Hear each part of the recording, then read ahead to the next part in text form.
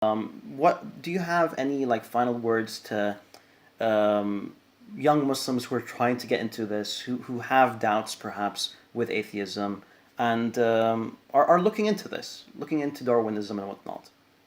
So, look, this is one of the advices I gave you a few days back, that you need to tackle new atheism as well. You have all the skills to do it. You have the rhetoric as well. You need all these things, and it all comes together. But one thing which I would say is, obviously, I'm going to give a piece of advice for the du'at and a piece of advice for people that are like facing some issues and stuff.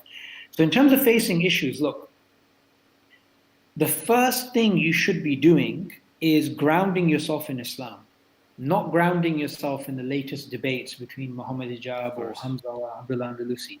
That's the dumb thing to do, right? That's no Islam. Doubt. No doubt.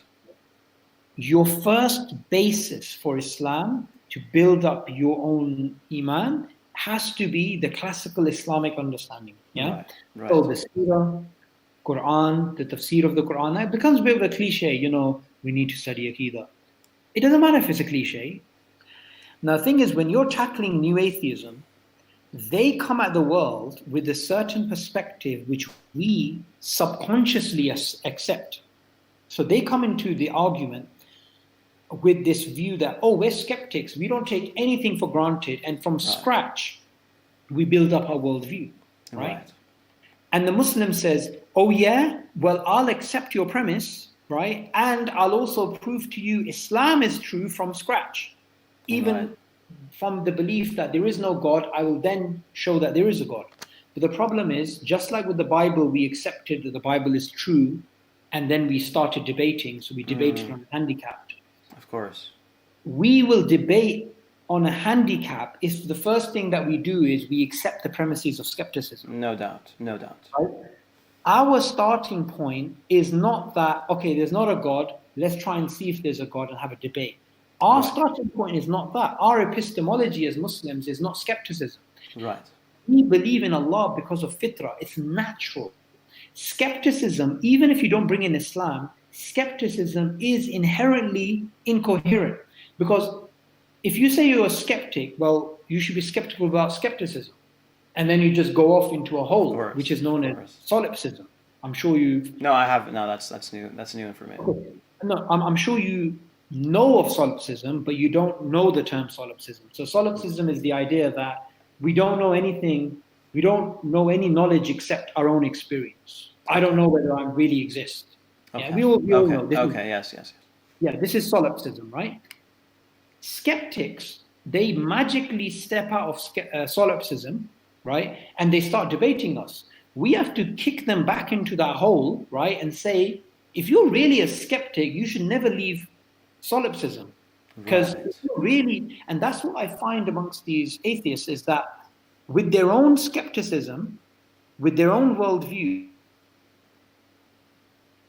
they're not really skeptical. When it comes to God, they put on the skepticism, what do you call it?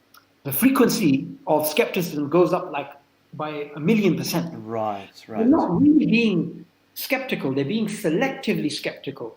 Because if you're truly skeptical, then you should be like, well, I shouldn't say there is no God. I should just say, well, I don't know if I exist, and that's it, right? You can't really get past that.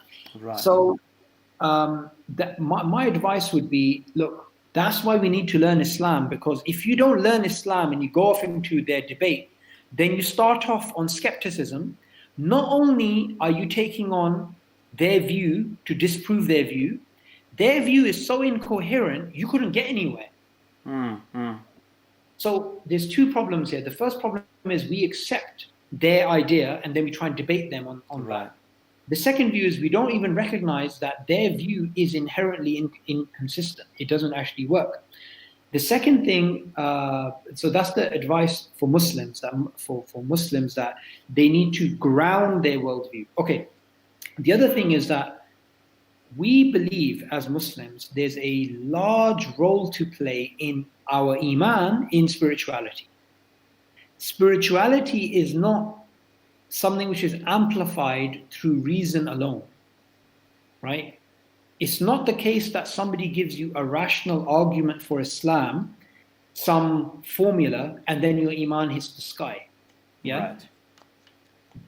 Iman is classically understood that your iman increases with good deeds and decreases with bad deeds. Yes.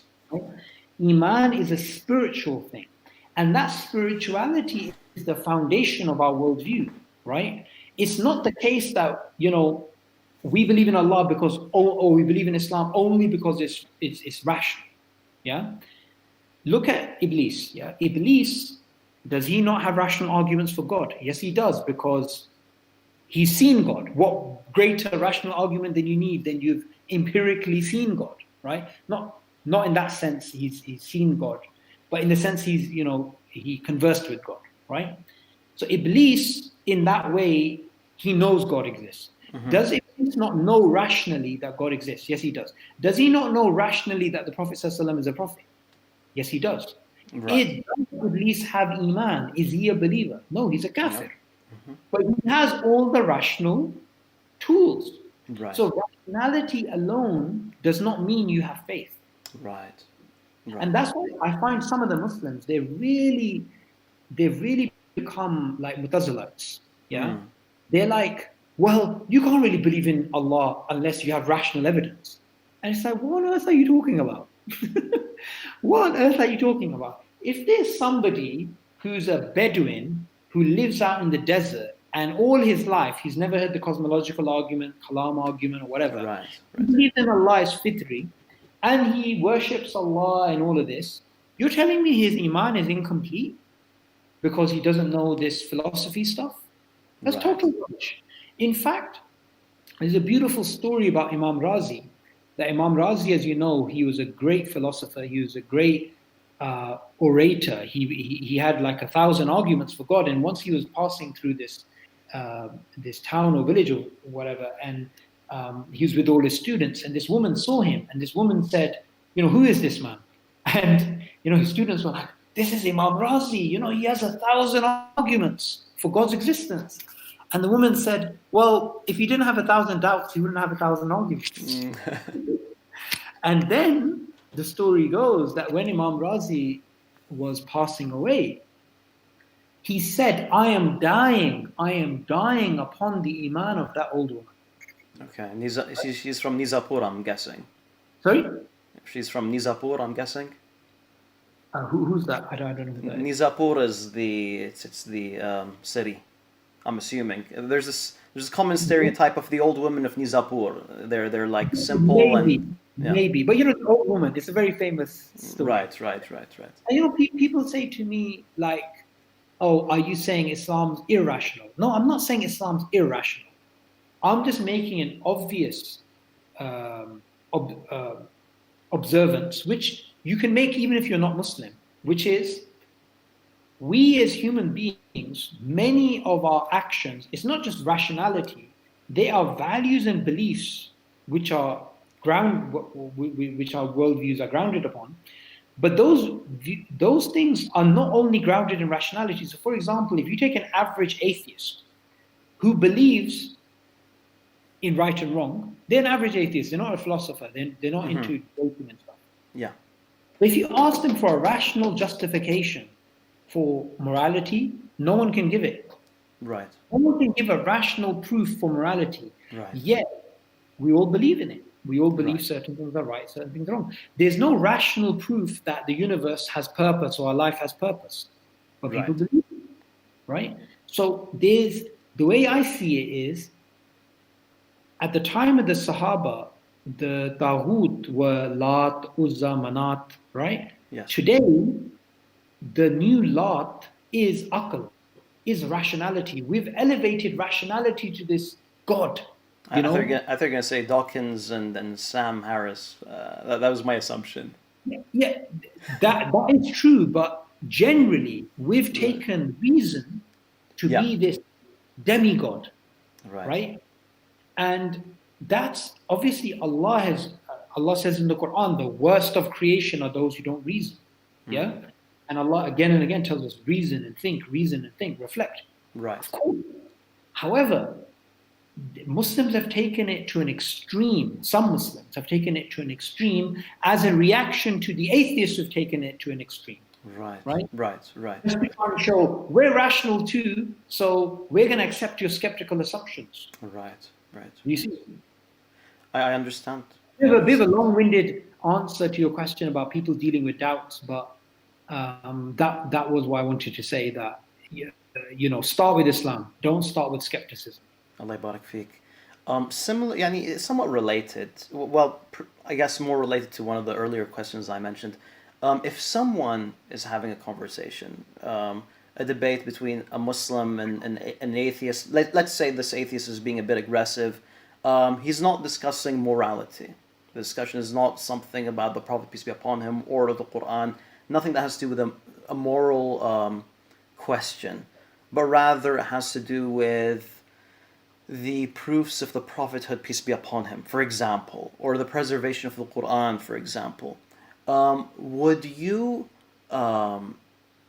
because the issue is, how long does one entertain that? Because a lot of that stuff can just carry on for a long amount of time without the Muslim going on the offensive.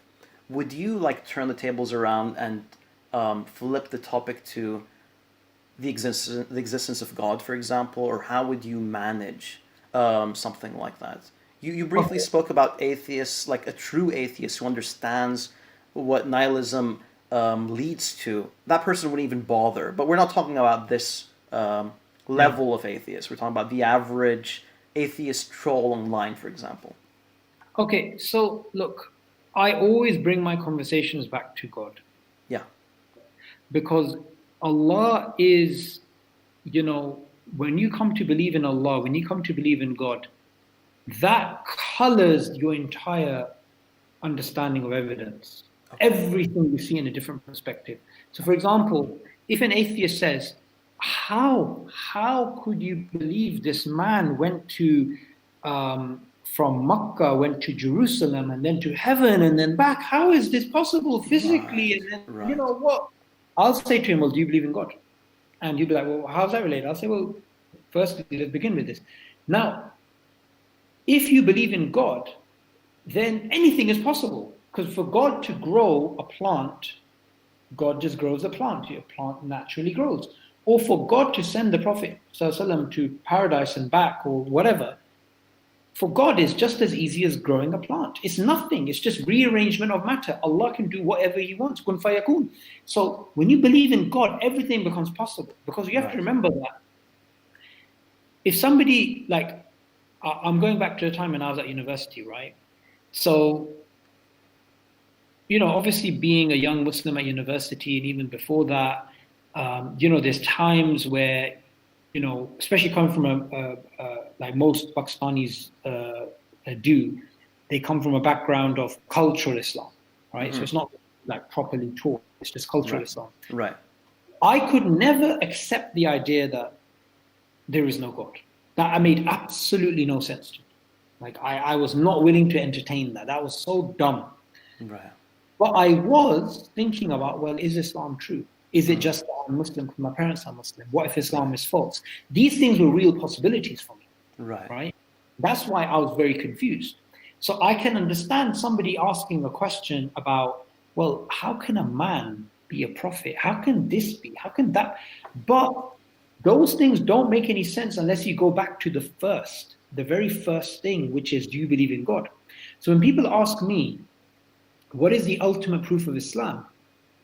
I don't say to them it's a linguistic miracle or that miracle or that miracle. I say the proof of Islam primarily is that Islam is based upon Tawheed, is based upon pure monotheism.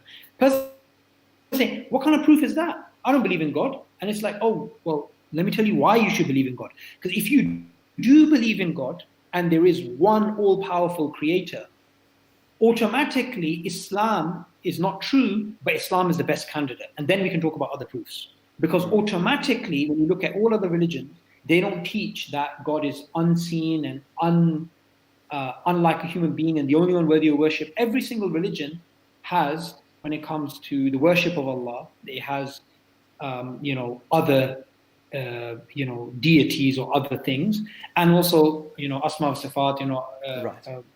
being different with creation. Right. That's the ultimate proof of Islam. Now that's why it's important to always bring back the conversation to God. Even, and some people don't like this approach, although I don't see why it's problematic. When I come across an average atheist, and I've done this before, and I'm speaking to them, and I'm speaking about God, and they say, "What about evolution? Didn't we come from chimpanzees and this and this and this?" I don't challenge evolution. I don't challenge Darwinism. I simply say, even though you could easily. I could, but that would be irrelevant. Right. I simply say, well, do you believe in God? They're like, no, I don't believe in God because of evolution. I say, well, why would you think evolution undermines God? Even if human chimpanzees is true, even if the tree of life is true, why would you think it undermines God? And I've done this before. I've had conversations with atheists where I've said, okay, for the sake of argument, fine, you believe in human chimpanzees, you believe in tree of life. Why do you deny God? Now, some people think, no, you have to clarify why. No, you don't.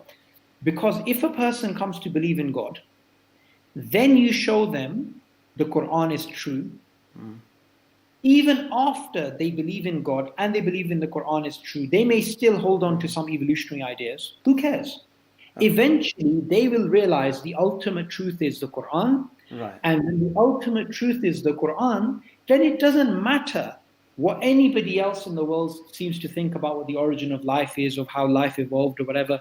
You know deep down inside, no matter what happened, Allah did it. Whatever happened. Right. And then over time, as your faith increases more and more, you start to realize, okay, well, science is dhanni anyway. Science changes anyway. But it's not necessary. It's not necessary. And a lot of people are mistaken about this in the dawah. They think for somebody to accept Islam, they have to understand the wisdom of hijab. They have to understand why Darwinism is wrong. They have to understand why in Islam we have harsh penal codes, and they have to understand all these things. And no, somebody may accept Islam and they still have these remnants. They may still have feministic ideas. Right, yeah? right. Eventually, when Iman grows upon them. Now, somebody may say, what's your dalil? Because everything in Islam is based upon dalil. I'll just point to the seerah. The Muslims who accepted Islam at the conquest of Makkah, they were, their Islam was quite, everybody knows this, some of the Qurayshi leaders, when they accepted Islam, their acceptance of Islam was a bit reluctant. But eventually, and even some of them said that we accepted Islam, but then Islam grew upon us, right? Now look at Suhail ibn Amr, radiallahu anhu, right? Now, he accepted Islam, and then he was the cause, when the Prophet ﷺ died, to stabilize the rebellion in Makkah, when even the Makkans were thinking about rebelling, like the other cities and the other areas during the, when there was mass apostasies happening after the death of the Prophet. So, you can accept Islam but not have Iman. Iman grows on you. Allah makes the distinction in the Quran as well, right? Right. So I think these things are very, very important. These nuances. Habibi, Jazakallah khairan. I really, really appreciate this. Guys, subscribe to Darwinian Delusions. Follow Subboor on Twitter. And inshallah, we'll see you guys in the next one. Assalamu alaikum wa rahmatullahi wa barakatuh. Wa alaikum assalam wa rahmatullahi wa barakatuh.